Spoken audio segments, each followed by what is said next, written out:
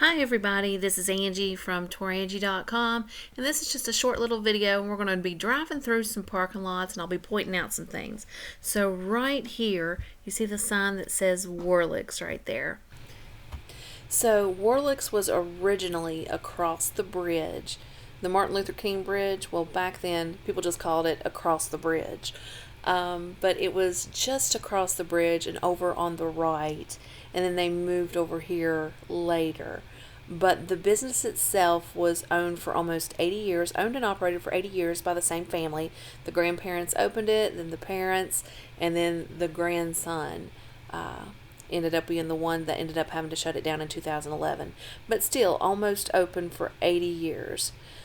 This whole parking lot area that I drove through, there was businesses there, of course, the parking garage that wasn't tore down too awful long ago if you think about it. I think it was tore down in the early 2000s, if I'm not mistaken.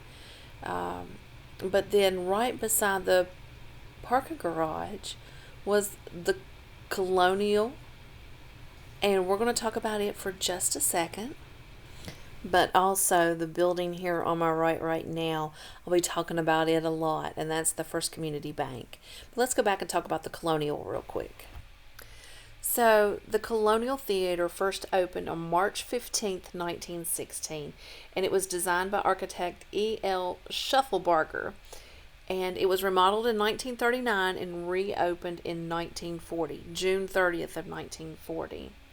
It served as both a full theater and a movie house until it closed in 1979. I had family members who worked at the Colonial Theater. In fact, one of my cousins would have been working at the concession stand, and she also worked the concession stand at the Skyline Drive-In in Brush Fork, which was owned by the same people who owned the Colonial. Now, this is what my mom told me. It was the Kieslings. I haven't come up with anything about that specifically, but my mom was telling me that the Kieslings owned both the Colonial Theater and the Skyline Drive-In in Brush Fork. So, and also my cousin's dad worked at the Colonial Theater. I guess he was one person that made sure, maybe sort of somewhat of a security or a manager of some sort, made sure people didn't get into the balcony that shouldn't be there during the shows.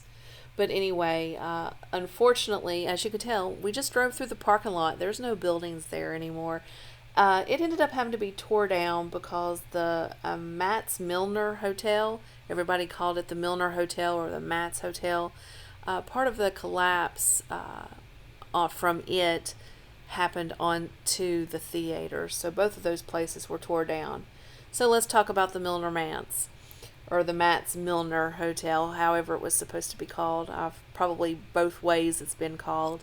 But it was the primary hotel for most of the people that worked on the railroad when they had layovers here in Bluefield. Bluefield was the big railroad town, as you all know.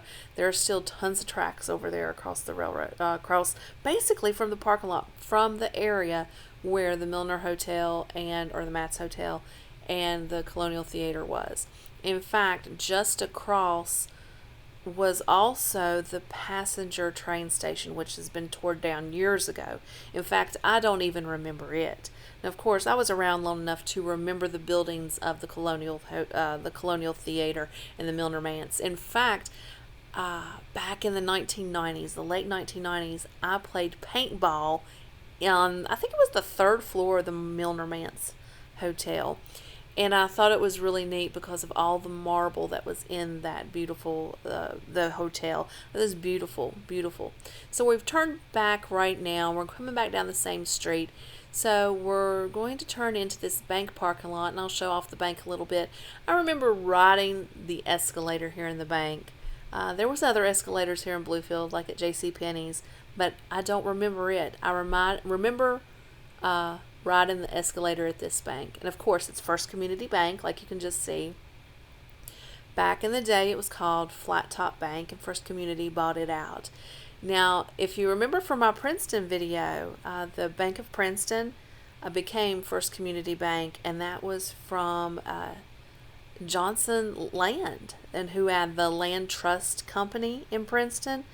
So that was where it all started, was in Princeton.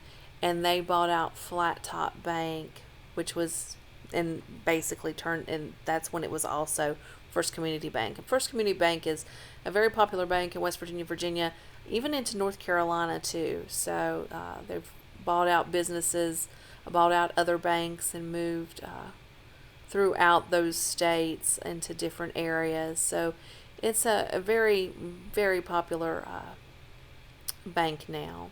As you can tell, we're looking at the little dog park here that was built since the hotel and everything was tore down here on the avenue when the theater was tore down. There's also used to be a Jimmy's restaurant, I believe, in this area, and a jewelry store. It was called the Jewelry Box. It was somewhere really close in that same area.